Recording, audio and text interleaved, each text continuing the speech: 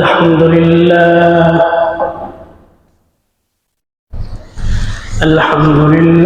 نحمده ونستعينه ونستغفره ونعوذ بالله من شرور أنفسنا ومن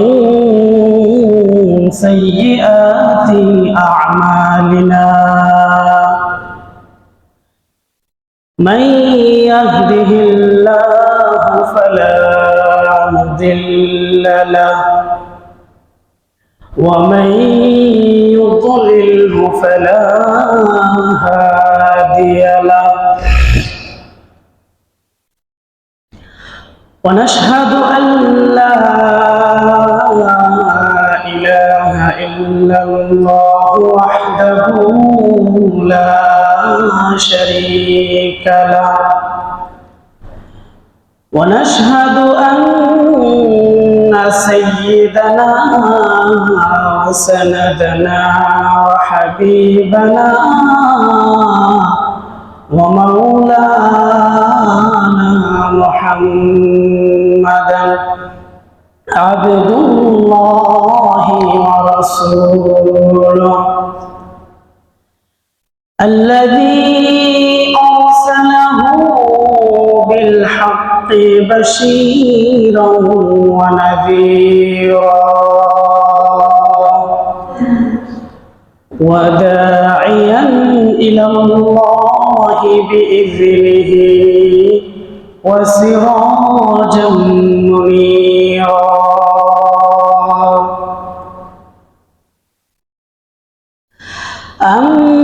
أما بعد فقد قال الله تبارك وتعالى في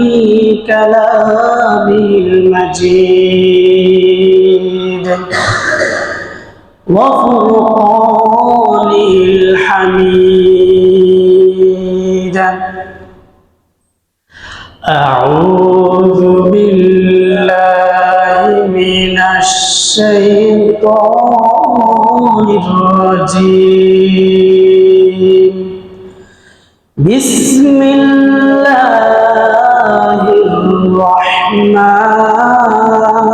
الرحيم يا أيها الذين آمنوا اتقوا الله وكونوا مع الصادقين وقال النبي صلى الله عليه وسلم الإيمان بضع وسبعون شعبة فأفضلها قول لا إله إلا الله أو كما قال عليه الصلاة والسلام صدق الله العلي العظيم